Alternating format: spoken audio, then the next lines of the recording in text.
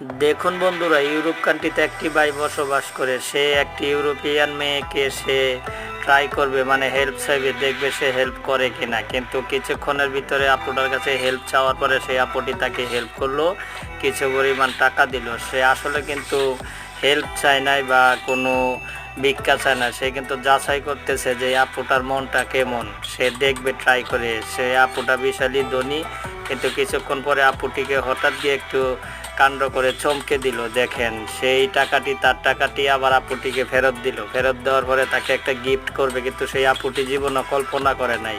একটা iPhone gift করলো, কিন্তু সেই আইফোনটা পেয়ে সে অবাক হয়ে গেল যে আমার চাইতেও বড় মনের মানুষ এই ভাইটি।